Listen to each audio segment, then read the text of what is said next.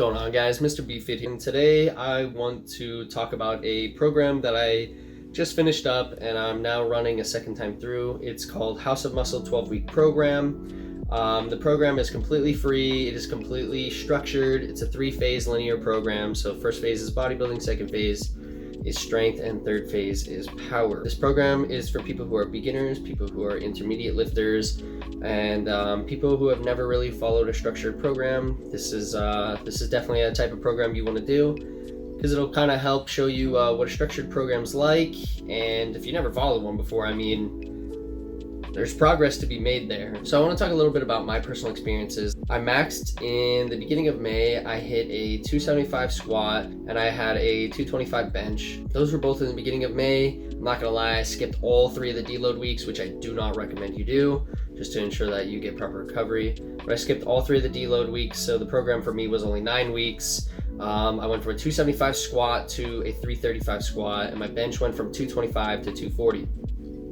Honestly, with the bench, I most likely could have hit a 245, 250 max on that. I didn't properly deload. I went in, I wasn't really feeling good on that day. I ended up going to a new gym because of me moving and stuff. So the bench setup was weird. The bar had like no grip. There's just so many excuses that went into me not getting 245 or 250. I honestly just stopped at 240. I mean, honestly, I've seen great results on it. I'll show you guys the clips of my squat, my bench now, and then I'll show you the after. And then I'm gonna give you guys 5 tips that I recommend that you follow or think about if you're going to try this program, and not only this program, but just programs in the future. So I'm gonna roll those clips now and give you those 5 tips.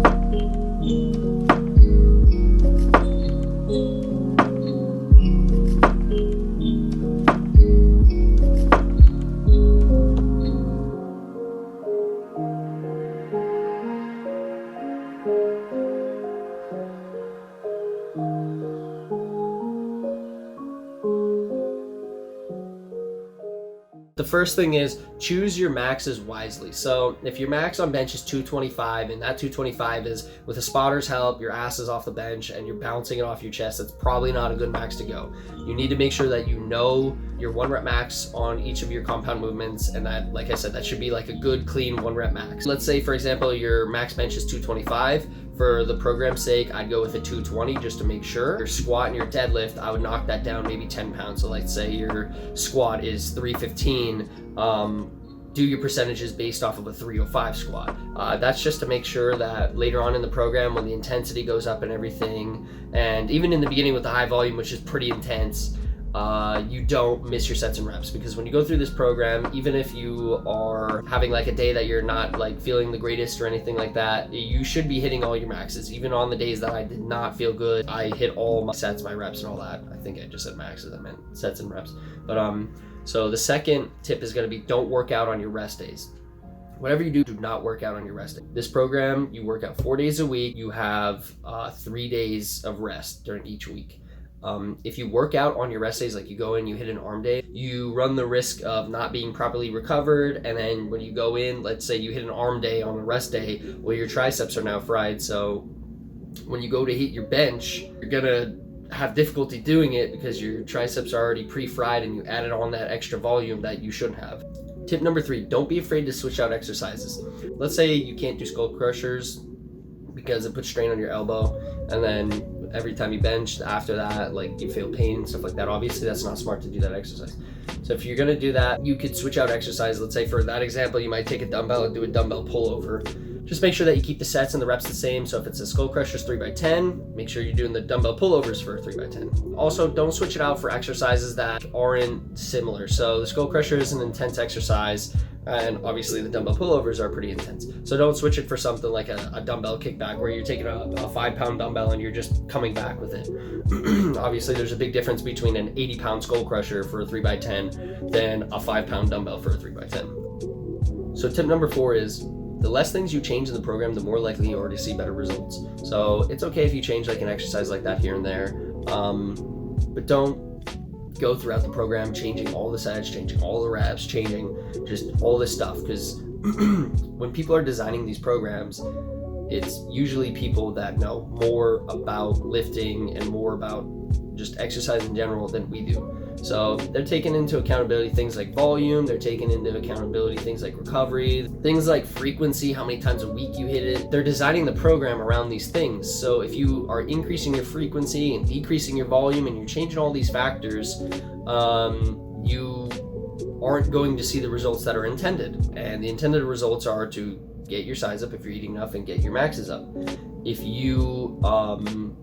you're sitting there changing everything, you might not make much progress at all, especially if you're an intermediate lifter. Like, especially intermediate lifters, they should be following some kind of structure at that point. Where beginners, I mean, you pick up a weight and you make gains, but still follow the program the way that it's intended to be. And then the 5th and last one is, if you need an extra rest day, take that extra rest day. It's okay to take an extra rest day, but it's not okay to take an extra lifting day. And the reason for that is because, like, let's say, you know, you had work, you worked a 12-hour shift, or like in my case, I was moving, I was lifting heavy boxes. It was pretty much just me doing it into the house and lifting furniture and everything like that. So I was pretty fried. So there were days where I would lift and the next day I'd be like, man, like I don't know if I'm going to perform as well on bench tomorrow if I don't take this rest day, which, like I said, you should be hitting all of your sets and reps. If you don't hit all of your sets and reps, you're doing something wrong. So it's better to take that rest day and then that day afterwards you hit all your recommended sets and reps and everything, than to force yourself to go in, you're not recovered, and you end up not hitting those. It's designed like this for a reason. It's a linear based program. So if you stop hitting your sets and reps, you're not progressively overloading the way that the program is designed to have you progressively overload. So that's my 5th tip, is if you have to take an extra rest day here and there, go for it. The only thing that it's going to do is it's going to benefit you. It's going to ensure that the next time you go in there, you have a better workout than you would have if you went that previous day. And some of the final things that I want to say is, if you do run the program, I'm interested to know what your thoughts are on it. So if you're like 2 weeks in, don't be afraid to send me a YouTube message. Send me a message on Instagram if you have any questions at all. I will also put an email address right here. It's the email address on the program that if you have any questions about the program, you can just send an email. I never sent an email, so I don't know how long they get back to you. Can't really help you there. I'm also going to be kind of vlogging my experience the second time through. So I ran through the program one time and now I'm running through it again. My goal is to hopefully hit a 365 squat and like a 255, 260 bench, like anywhere from 250 to 260 realistically. So I just kind of want to record my progress and just kind of, you know, show how I go about it and everything like that. And at the end, if I do make like a huge chunk of progress, at least like you can look back and you can see that. If you decide to run the program, I mean, good luck. I mean, it should work out fine as long as you keep everything the way that it should be and you follow it the way that it's intended. That's pretty much all I want to say. So peace. I ain't here for the money, I ain't here for the fame. Though it might be nice to own a jet plane, I'ma do it all for you. Come along and see it's true, but the world is pretty cold. You might need a sweater.